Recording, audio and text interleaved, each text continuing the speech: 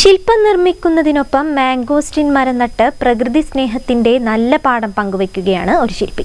ചിത്രകാരൻ കൂടിയായ കോഴിക്കോട് ഗുരുകുലം ബാബുവാണ് പരിസ്ഥിതി ദിനാചരണത്തിന്റെ ഭാഗമായി പ്രകൃതി സന്ദേശം പകരുന്നത്. ചിത്രകാരനായ ശില്പി ഗുരുകുലം ബാബുവിന്റെ ശില്പങ്ങളിലും ചിത്രങ്ങളിലും പരിസ്ഥിതി സ്നേഹം പ്രകടമാണ്.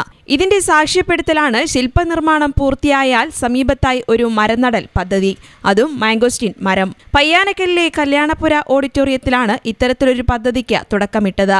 ത്രിവേണി GM പ്രൊജക്ടിന് സാക്ഷിയാവാൻ വൈക്കം മുഹമ്മദ് ബഷീറിന്റെ മകൻ അനീസ് ബഷീറും കവി PK ഗോപിയും എത്തി. സമൂഹത്തിന് മികച്ച സന്ദേശം നൽകുന്നതാണ് പദ്ധതിയെന്ന് കവി PK ഗോപി പറഞ്ഞു. അദ്ദേഹം ഒരു ശില്പം നിർമ്മിക്കുന്നു. ആ ശില്പത്തിനോടൊപ്പം അതിൻ്റെ പരിസരത്ത് ഒരു മരം കൂടെ നടുന്നു.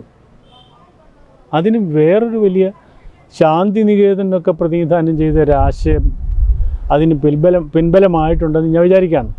അങ്ങനെ ഒരു ആശയം കൂടി അദ്ദേഹത്തിന് വന്നു ചേർന്നിട്ടുണ്ടാകാം. ഇവിടെ ഈ ആലേഖനം ചെയ്തിട്ടുള്ള ചിത്രങ്ങൾ, ഈ വരച്ചു വെച്ചിട്ടുള്ള ചിത്രങ്ങൾ, മെനഞ്ഞു വെച്ചിട്ടുള്ള ചിത്രങ്ങൾ, കൊത്തി വെച്ചിട്ടുള്ള ചിത്രങ്ങളൊക്കെ വെറും ചിത്രങ്ങളല്ല. അത് ഭാരതത്തിൻ്റെ വ്യത്യസ്ത സംസ്ഥാനങ്ങളിൽ നടന്ന വിവാഹങ്ങളുടെ ഏകദേശ രൂപം. ഇത്തരത്തിലുള്ള പദ്ധതികൾ കൂടുതൽ സ്ഥലങ്ങളിൽ നടപ്പാക്കണമെന്ന് അനീസ് ബഷീറും കൂട്ടിച്ചേർത്തു. ബാലുശ്ശേരി ഈയാട് ഹൈസ്കൂളിൽ നിന്നും ചിത്രകലാ അധ്യാപകനായി വിരമിച്ച ബാബു ആദ്യം നിർമ്മിച്ച ശില്പം ബഷീറിൻ്റേതായിരുന്നു.